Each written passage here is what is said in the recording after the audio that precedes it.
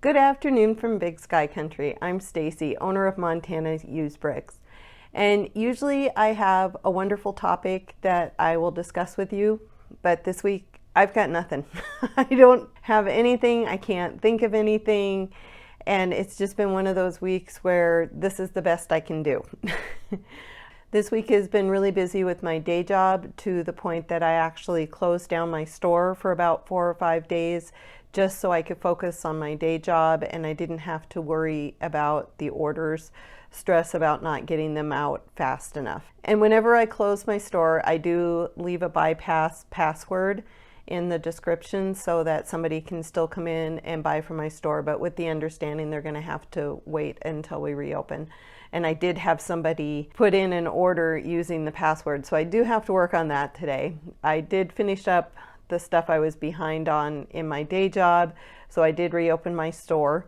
I'm hoping this week will be a little bit better. I'm keeping my fingers crossed. We are really extremely short-staffed at my day job. Over the last 3 or 4 years, we've gone down 5 positions, and we found out that they advertised for 2, but are only going to fill 1. So we're all a little bit stressed, we're all working long hours, and it really puts a hamper on doing my Lego business the way that I want to do it. I know that a lot of people don't close their store, they'll just put that it's going to be a couple extra days and that kind of thing, which is fine, but for me, I just prefer to close it down because I really don't want to have to deal with orders or any issues that might crop up from an order, which does happen on occasion. And then I decided, well, today I'll go through my comments and do a this and that video, and I realized there really wasn't a lot of comments that I hadn't already gone over in my videos.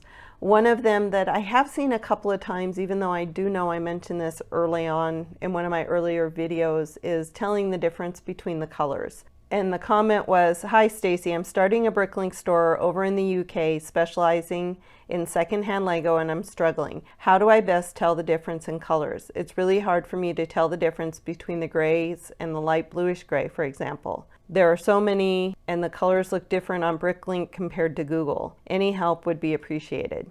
I mentioned this before, but LED lights help a lot with the light bluish gray, light gray situation, because once you put them under those LED lights, it becomes obvious which is which. The other thing that we do is we have sample plates. You can see in this one, I have brown, reddish brown. I have the purples because I have trouble when I just pick them up on which is lavender and medium lavender. Same with bright blue, medium blue. The azures, the medium nougat. I just use this as kind of a sample, so when I'm really quick going through them, I can grab this and say, oh yeah, that's the color that I'm looking for. And my husband took my gray samples. They're in the house right now because he struggles with the difference between the dark grays and the light grays. This is my suggestion. I've showed this before, but that's what I would do if you're really struggling with what colors are.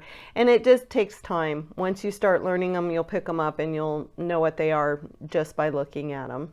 But sometimes when I'm tired, I still have to grab this and take a quick look to make sure that I'm cataloging it correctly.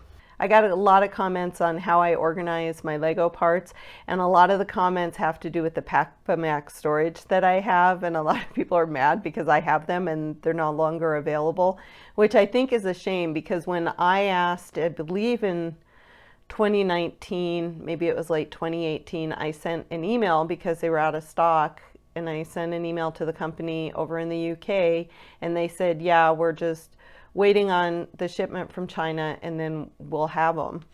Well, then COVID hit and I noticed they were saying it was going to be late 2020 and they haven't updated anything on their website since or on their Facebook page.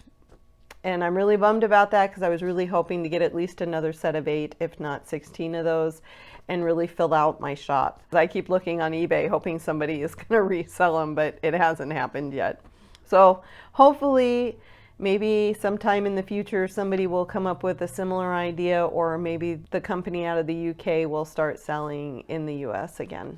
The other thing that there was quite a few comments on is I did a video on lots and lots averages, and I made a comment about how some stores don't consolidate their lots. So when you look in their store, they might have 5 or 6 listings of 1x4 blue bricks in their store. And I find that annoying when I go in to purchase from a store, and I couldn't figure out why stores would do that. But then somebody pointed out that a lot of the bigger stores do this because when they're uploading their inventory, they don't want to take the time to figure out where it is in their store, and they basically just dump it into a new drawer or box and create a new remark, which then creates a new lot. And once they said that, it made sense. Doesn't mean I still agree with it, but it made more sense once everybody started mentioning that. So thank you to all of you that commented on that. Just a couple other things. I know this is a really short video today, and I apologize. I'm hoping to get my act together this coming week and be able to come up with a longer video. But I do want to take the time to thank everybody who have commented. I've also had quite a few people who have messaged me through Bricklink, and I really appreciate that. It means a lot to me to know that these videos are helping you. And if you do have any specific questions and you don't want to put them in the comments, you can go ahead and you can message me through Bricklink, and I'll be happy to answer your question and maybe even create a video based on what your question was. I also want to thank everybody who subscribed. I reached 300 subscribers probably about a month ago, and that was a pretty big deal. So I have to admit that I do go out occasionally during the week and go, oh look, I have a new subscriber, because it's very exciting to me to see this community grow. For all of you that have taken the time to like, comment, or subscribe to my video, thank you. I really do appreciate it, and it means a lot to me. That's going to be it for this week. If you have any suggestions for a video in the coming weeks, please leave it in the comments below. I'm always looking for ideas.